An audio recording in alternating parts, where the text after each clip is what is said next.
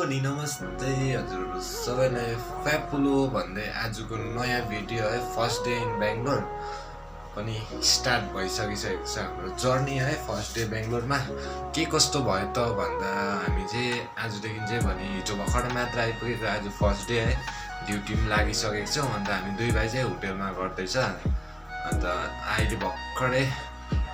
brake time भएर चाहिँ 2 घन्टाको ब्रेक अन्त त्यसमा चाहिँ हामी दुईजना चाहिँ रुममा आएर बसिरहेको छौँ नि त अन्त रुममा एकछिन अब एकैछिनमा टाइम बित्दा रहेछ क्या आएर एकछिन बस्यो है सुतौँ भने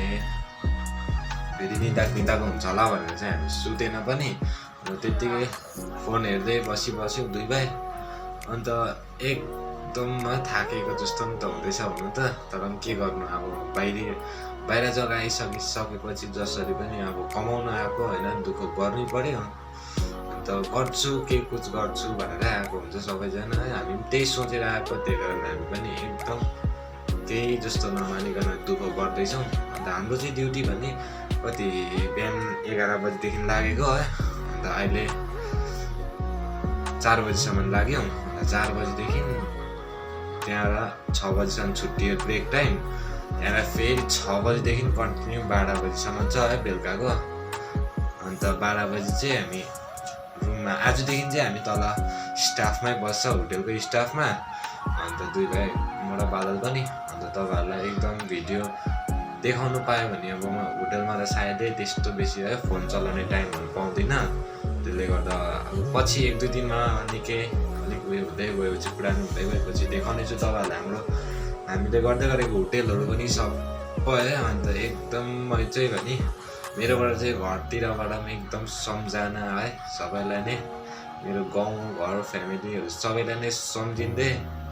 आजको यो भिडियो है यतातिर अब कस्तो अब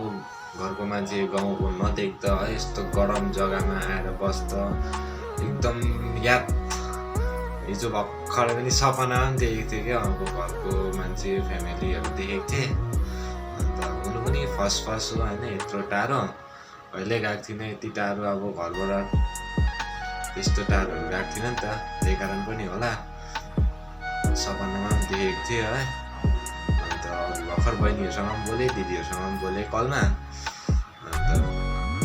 बहिनी दिदीहरूसँग बोल्नु पाउँदा पनि एकदम खुसी लाग्दो रहेछ है दिदीहरूले सोध्छ घरको याद आएको छैन घरको याद त आउँछ नि के गर्नु होइन